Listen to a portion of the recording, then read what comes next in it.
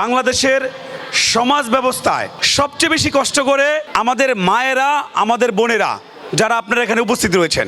একটি সংসারের সন্তানের পড়াশোনার খরচের চাপ, সকল পরিবারের সুচিকিৎসার অর্থায়নের চাপ, এই সমস্ত চাপ কিন্তু নিতে হয় সংসারের যিনি কর্তা, নারী প্রধান, অর্থাৎ আমাদের সামনে উপস্থিত যে সকল মায়েরা রয়েছেন, বোনেরা রয়েছেন, এই চাপগুলো আপনাদের নিতে হয়। আর একটি পরিবার ভালো থাকলে একটি দেশ ভালো থাকে। তাই দেশকে ভালো রাখার জন্য, দেশের প্রতিটি পরিবারকে ভালো রাখার জন্য বিএনপি কিছু সুস্পষ্ট পরিকল্পনা আপনাদের মাঝে নিয়ে এসেছে। ফ্যামিলি কার্ড ওদের স্বপ্ন পূরণে পাশে থাকতে পেরে আমরা গর্বিত।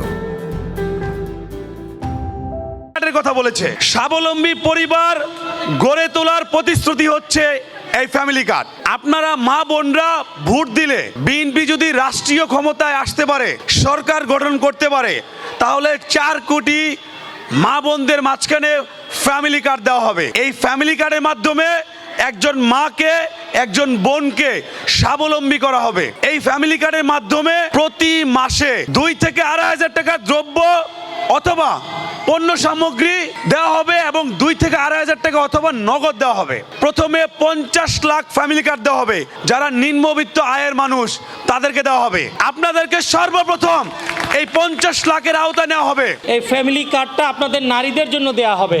বিএনপির চিন্তা ভাবনাটা দেখেন, পুরুষ মানুষ তো এমনিতেই একটু আয় ইনকাম ভালো করে, এবার আপনাদের হাতে যেন একটু টাকা থাকে, আপনারা চাইলে যাতে একটু নিজের শখটা পূরণ করতে পারেন, এই চিন্তা ভাবনাটা বিএনপির মধ্যে আছে।